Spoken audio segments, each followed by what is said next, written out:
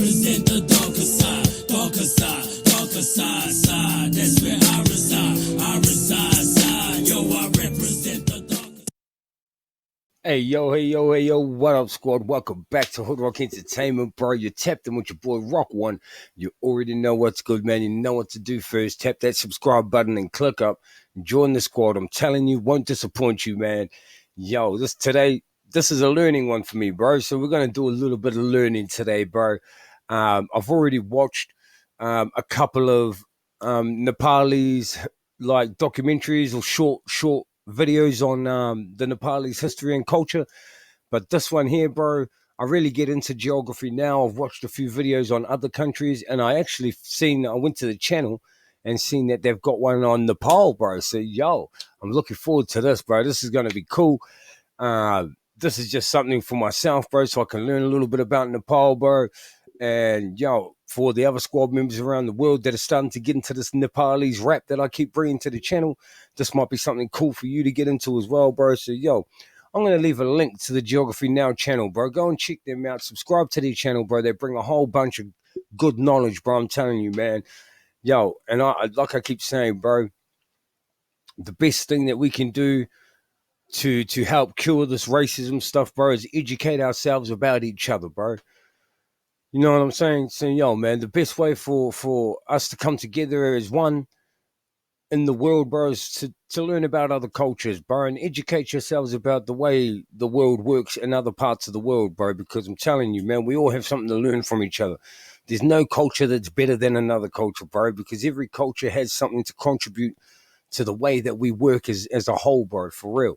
So, yo, man, we're going to get into this, man. Geography Now, Nepal, you know what's good, man. Tap that notification bell so you get the drop every time that I tap in. Like the video, bro. And, yo, man, I'm going to leave a link to my Instagram too, bro, so you can head on over there and drop a request in the DMs, or you can just drop a request in the comment section down below, bro. All right? Yo, man, shout out to all my Nepalis that are watching, bro. I hope you appreciate the effort that I do put in to learning about your culture, man, for real. All right? Because I'm learning a lot and I'm loving it, bro. They really do remind me of my own people, bro, the Maori, indigenous to New Zealand. Yo, man, let's get it, bro. I made the India video, I got a lot. After I made the India video, I got a lot of Nepalese people saying, "You made a mistake. Buddha was not born in India. He was born in Lumbini, which is in Nepal." to which many of the Indian subscribers were like, Yeah, but Buddhist texts say he grew up in Kapilavatthu for the first 29 years of his life, which is probably in Piprahawa, which is like a half a mile away from the Nepali border. Lies. Kapilavatthu is most likely in modern-day Tellurikhand. Okay, well, even if that was true, it was during the Mahajanapada era. Modern-day Nepal wasn't even established. So does it really count for Nepal? Yes, it does. yeah, this is kind of a big deal for them. And it does. It's time to learn geography. The way I look at it is it doesn't matter what name your country has. It's still the same bit of land. It still has the same people living in it. You can call it Neverland if you like. You can call it the land of the bloody dinosaurs, whatever you want to call it. It doesn't matter what you call it. At the end of the day, it's still the same bit of land. It still has the same people there with the same culture. Those people, it's the people that make the country. You know what I'm saying? So, yo. Hey everybody, I'm your host Barbs. Alright, so what do you know about Nepal? Mount Everest, right? Yep, keep going. Sherpas. Yeah, that's right. I know about Mount Everest, bro. Was a New Zealander. The first human being to climb Mount Everest, bro. Sir Edmund Hillary. Him and the Nepalese guy. I'm not gonna take no credit away from the Nepalese guide that took him up there because they both climbed it together, bro. Sure. Anything else? Sherpas on Mount Everest. And that's my cue to begin the lesson. Let's look at some maps now. Oh, Anything else? Sherpa. Mount Everest, right? Yep, keep going. Sherpas. Sure. Anything else? Sherpas on Mount Everest. And that's my cue to begin the lesson. Let's look at some maps now, shall we?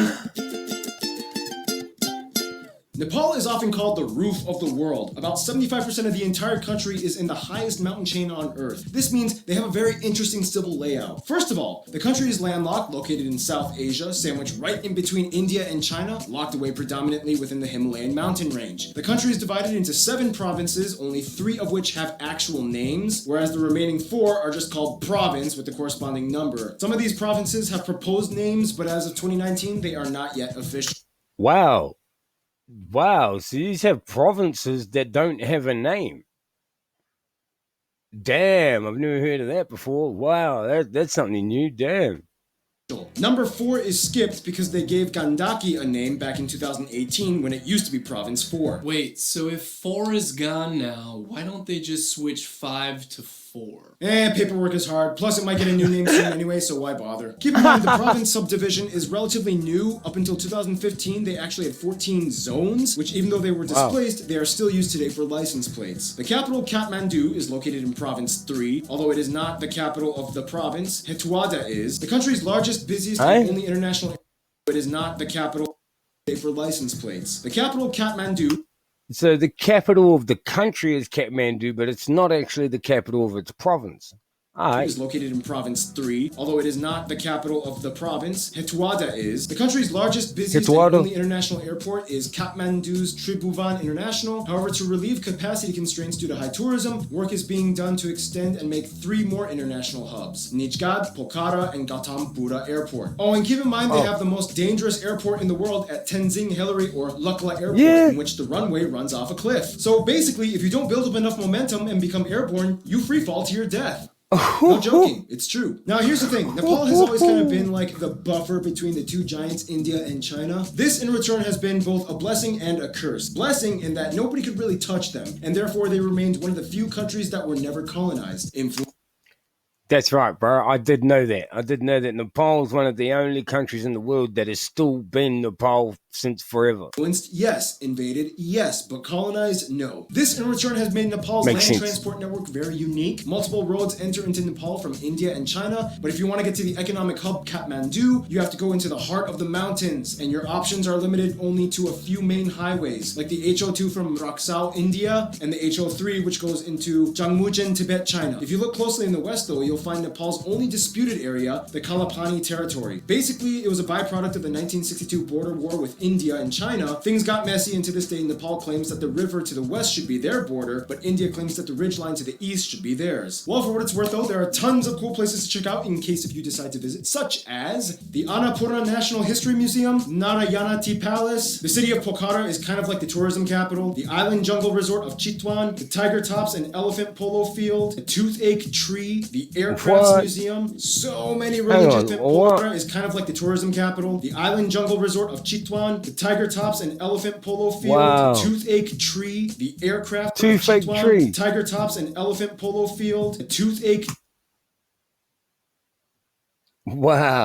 Tree, the Aircrafts Museum. So many religious sites like these temples, the Rongbuk Monastery, and probably the most notable sites being Lumbini, the birthplace of Buddha, and Buddhanath Stupa. Whew, yeah, lots of things were built and happened here in the mountains. Mountains make a great fortification against outside forces, especially when they are really tall. Let's talk more about the mountains, shall we? Now, how can I put this simply? Nepal's physical land makeup is kind of like the share price of Apple's stock in the beginning of the 2000s. You know, it's like... First of all, Nepal is located right at the start of the Himalayan mountains, the tallest range on Earth, which was basically formed by the Indian tectonic plate smashing into the Eurasian plate. The collision is still occurring to this day, which means that the Himalayas grow about 2.4 inches or 6.1 centimeters every year. This means that every new person to reach the summit temporarily becomes a world record holder. Obviously, you all know the highest point can be found here too, Mount Everest, or Sagarmatha, the tallest mountain in the world, shared with China at nearly 9,000 meters high. Keep in mind, 8 of the 10 tallest mountains in the world are actually found in Nepal as well. Also keep in mind, due to the tectonic plate convergence, the country is subject to occasional earthquakes, one of the most well-documented ones being a 7.8 magnitude quake with aftershocks hitting the capital, destroying ancient sites back in... Yeah, man, I understand that one too, man, because back in 2010, I'm from Christchurch. Well, I'm not from Christchurch. I'm from Wellington, New Zealand, but I live in Christchurch. And yo, man, like I said, you know, I was in the 7.4, 7.5 magnitude earthquake. I was actually in prison in Christchurch when the earthquake struck. So real dangerous, man. I had a few levels of concrete above me. I was locked in my room, in my cell, and helpless. You know what I mean? So yeah, man, I do understand, bro. And we're still recovering from that today. Still rebuilding the roads, all of that stuff. 2015. In addition, it triggered an avalanche on Mount Everest, killing 21 people, making it the deadliest day in Mount Everest history. The Himalayas are just one of 3 regions of the country, though. Below the Himalayan region lies the Pahad, a lower mountain region in the green zone that generally does not get snow and fosters fertile valleys and rivers. Below this is the final region, the Tarai, the lowest point in Nepal, located in the greater Gangetic Plain that extends into northern India and Bangladesh. The lowest actual point being Kachanakalan of the Japa district. After China, this makes Nepal one of the countries with the widest range of elevations on Earth. This is also where most of the agriculture and produce are grown, as it is the most fertile region, fed by countless rivers and their tributaries that are sourced by the snowmelt from the Himalayas. The longest of these rivers, the Gagara, can be found in the west, as well as the largest lake, Rara. Nonetheless, the Bagmati River is very important as it passes through Kathmandu, and the Gandak River contains the largest hydroelectric dam, and the Koshi River provides irrigation to much of the valleys in the east. Phew! Mountains, rivers, lakes, valleys, earthquakes, agriculture. It seems like nature has been playing around with Nepal since day one. Alright, so that being said, it's time for my triple shot of espresso break. It's time for me to stop talking, but you know who knows a few things? Did somebody say Noah? He's back! And a whole Everyone, y'all noticed on these videos, everyone in here they all must hit the gym. I'm a personal trainer, bro, so I kind of can understand. I could see that they hit the gym. Every single one of these dudes, they must train together or something. Natural beauty, but the problem is they still have quite a way to go in terms of stabilizing their living index. Today they are still a heavily agrarian society with about 65% of the workforce employed in agriculture, and only about 20% of the land has been cultivated. About 30% of the GDP is dependent on remittances sent from abroad. More than half of the development budget comes from foreign aid. Their largest exports are actually textiles, carpets, and clothing. Nonetheless, since the 90s, they've been really trying hard to exploit the tourism sector, and mostly through guided excursions up the many mountains, with Everest being the most expensive one. It's like this. Alright, Ken, you get to go up Everest, but which agency will you choose?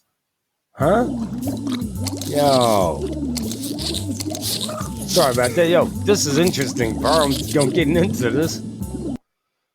I really like these things, bro. Geography now, they're good. I'm the Western agency that speaks your language and caters to all your Western needs. You'll even wake up to eggs and toast with coffee in the morning. My minimum rate goes around $45,000 and up. Hi, I'm the local Nepali agency. I have a slight accent when I talk, and the experience might be a little rough around the edges, but you'll still get to the peak of Everest. I charge only $25,000. So which one will you choose, Ken? Can I just hire a helicopter for a couple $100s? So far, only one person has ever done that, and it's incredibly dangerous. Besides that, though, about 40% of the country is forested. They have 9 national parks and 3 wildlife reserves. Wow. Nonetheless, the national animal is the cow. No surprise, the country is predominantly Hindu, which reveres cows as sacred animals. Many people are either vegetarian or only eat chicken and fish. Speaking of which, food! Now, there are many different people groups that have their own cuisines in Nepal. Hey, I didn't know that, but it makes sense. And, yo, man, I love my meat, bro. I love meat. But, yeah, man, I do understand religious reasons and stuff like that. But, you know, what happens there is what they do is places that usually don't eat meat, man, they have some real beautiful tasting food, bro. You know what I mean? Oh man, the cuisines that they come up with in some of these countries is just phenomenal, and you'll find that they don't even have meat in it in much of them, but it's still, man, divine. And they come in all different colors and tastes. Some of the top dishes you guys, the Geography people suggested, include things like dindo, gundruk, dal bas takari, takali kanaset, choila, kachila. Yeah, I'm gonna have to try some of these. Come in all different colors and tastes. Some of the top dishes you guys, the Geography people suggested, include things like dindo, gundruk, dal bas takari, takali kanaset. Oh yeah. I love rice. Yeah. Choila, kachila, chatamari. Oh, what's that? That looks good. Is that an egg? Is that made with egg and stuff? It looks like a what we call a quiche or an omelette. Like an omelette of some sort, but it looks like the egg yolk is still whole. Yo, yum. Kali style pani puri. Oh, yeah, yum. Aluchana Laping. And the one dish almost all of you mentioned, Momo dumpling. Oh yeah, yum. Now these dishes I just mentioned came from the cuisines of the many different people groups you can find here. Nepal is just not Nepal without its people, which brings us to... That's right. That's exactly right. Thank you, Noah. Follow him on Instagram. No problem. So you tried to film without Noah last episode, huh? Sorry, Noah. I must apologize.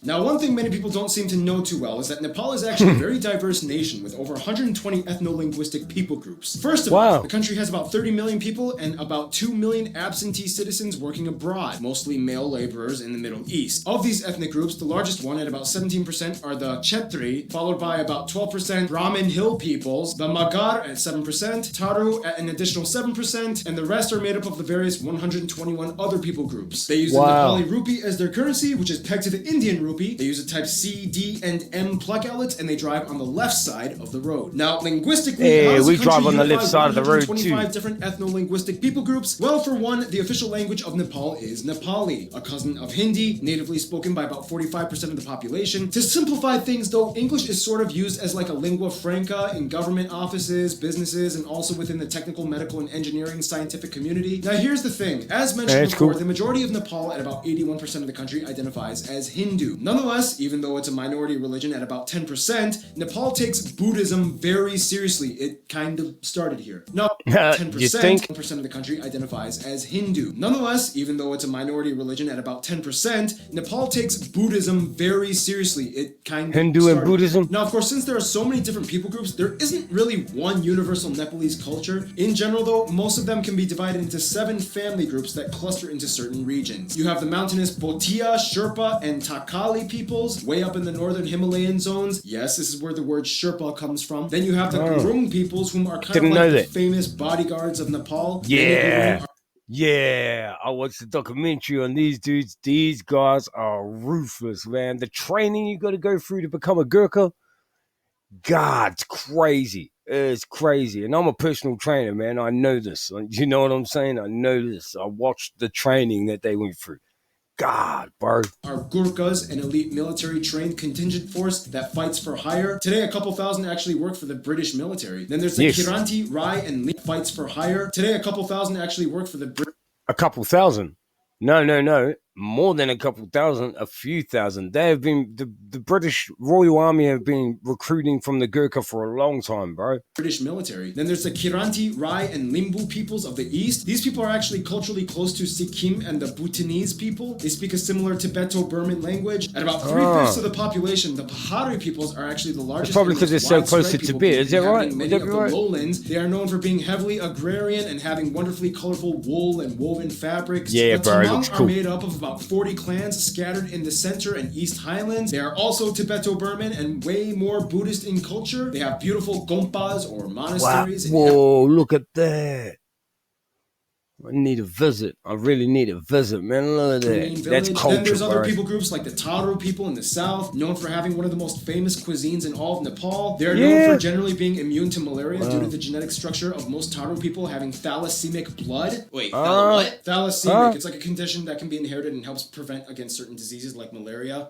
So is this going to be like a new segment, like in the Namibia episode, where I ask what the definition is and you explain what it is? Possibly, yes. And finally, even though they make up only about 5% of the population, the one group that is kind of regarded as like the originals of Nepali national identity might be considered the Newar peoples. Found in pockets all over, mostly in cities, they are known for being the most politically, economically, and socially advanced community in Nepal. In a nutshell, with culture though, in the shortest way I can put it, you kind of see like this interesting Indian-Tibetan influence fusion with Nepal. And here's Random Hannah to explain. Amongst all these groups, Random certain Hannah, traditions what's are up? shared universally, and most are either rooted in Hinduism or Buddhism or both. The Himalayas are in themselves considered the abode of Lord Shiva, and the Hindu god plays a huge role here. Many Nepalese follow a deep-rooted tantric tradition of Hinduism or Buddhism, which allows 5 animals for ritual sacrifice. Every town has a jatra, or celebration of main god or goddess, usually followed with a procession. Every town has a jatra, or celebration of main god or goddess, usually followed with a procession of the statue around the town.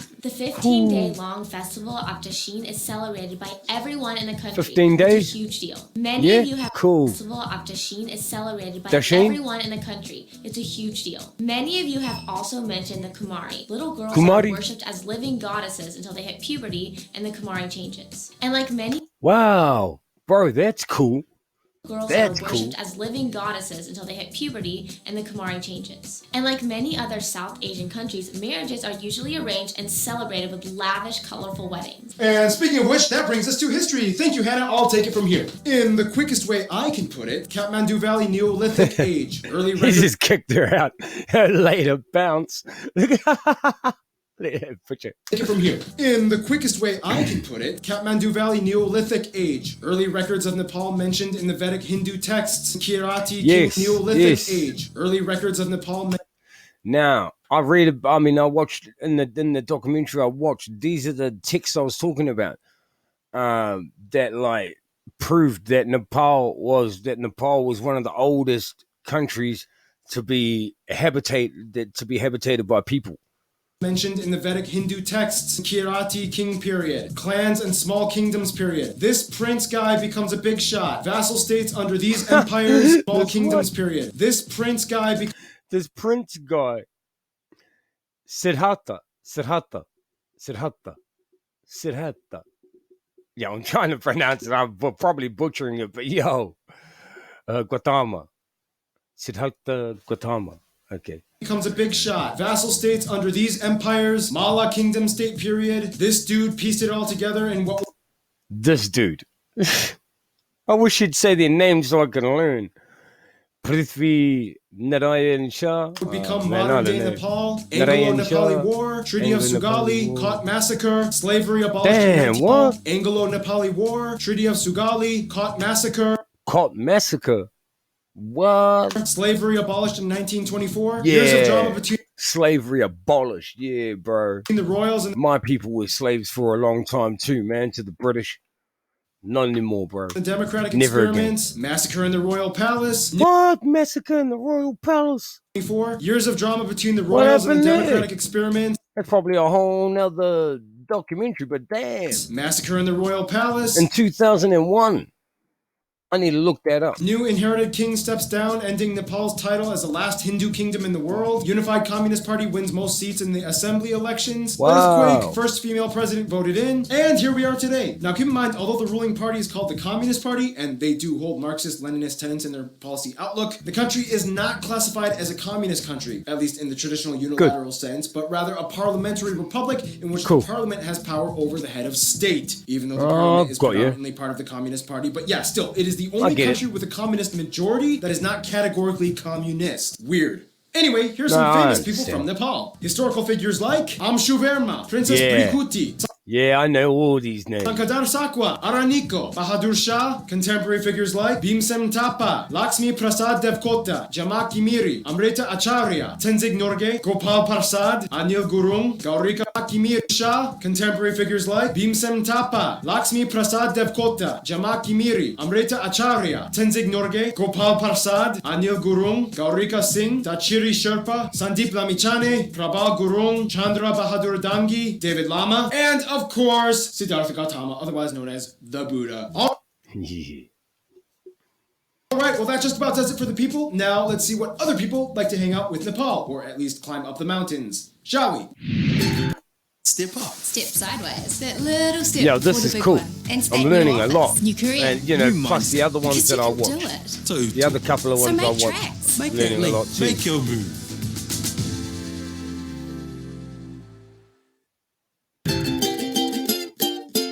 Now, Nepal has always kind of had like this very unique position in diplomatic policy. I mean, they're locked away in a very remote and rugged area on the planet, yet hold the key to so many international links. For one, Yeah. even though about 10% of their country is Buddhist, other Buddhist countries like Thailand, Myanmar, and Cambodia love Nepal. Often people from these countries will take pilgrimage trips to see holy sites, especially in Lumbini. Bhutan is kind of like the only Buddhist country that they kind of have a little beef with. There was controversy over the expulsion of Nepali Lhotshampa residents back in the 90s as a means means to preserve their Bhutanese culture. But today things are somewhat cooled off a bit, but there's a little bit of eye rolling. Now for best friends, yeah, most Nepalese people will probably say India or China, but it's weird because they can never have the same two best friends in the same room. China is really trying hard to win over Nepal, and things only got better after the recent Communist Party took over and ended the kingdom rule. Traditionally, Nepal has always had close ties and trade with Tibet. Chinese people love Nepalese art and architecture. Tourists flock over in droves, and China has been heavily investing in Nepal's transport sector with more roadways and even a train line connecting Lhasa to Kathmandu, making it one of the biggest potential engineering project endeavors the country has ever seen. For India, most people will say, we love Indians, but we hate their government. Most foreign activity and trade comes through India, and most people can understand Hindi. They love Bollywood films, and the shared link through Hinduism has always kept these two very close. Nonetheless, India knows that Nepal depends greatly on them, and sometimes when things get a little messy, they initiate economic blockades, which anger them. Usually when this happens, Nepal cozies up with China a little bit more, in which India notices, and they're like, babe, I'm sorry, come back to me, I was just kidding. Nonetheless, when those two giants are bickering, Nepal kind of likes to run away off to the side and have a secret Romeo and Juliet kind of thing going on with Bangladesh. Many times when they want to go to the ocean, instead of using India's Kolkata port, they'll opt for Chittagong. Many Nepalese students study here, and the two have signed a 4-point agreement on technical cooperation, trade, transit, and civil aviation. Nepal even agreed to provide Bangladesh with substantial energy from hydropower. It's a unique, quite interesting alliance that has only blossomed over the years. In conclusion, with Nepal, you get a mountainous, Hindu, Buddhist, unexpectedly kind of communist nation with the highest point on earth, but they sure know how to be down to earth. And speaking of down to earth, as in nice little play on words. Stay tuned. The Netherlands is coming up next.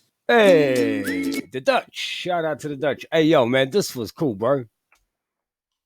So, yo, shout out to all my Nepalis out there, bro. I'm trying to learn all I can about, you know, the Nepali people. You know, just one of those things that I'm really interested in, bro. I really like finding out about other cultures and getting right down into the deep, you know what I mean, the roots of the people. So, yo, man, thanks to everybody for tapping in. I hope that if you're not from Nepal, that you learned something from this video. Yo, man, drop a comment. Let me know if there's anything you want me to watch, bro. Any requests, send it in. Send me something over on Instagram, or you can just drop something in the comment section. I'll leave a link in the description box below to my Instagram, everybody. So, yo, man, thanks for all the support out there, bro. You know what's good. Hood Rock Entertainment's where it's at. I'm out. Peace.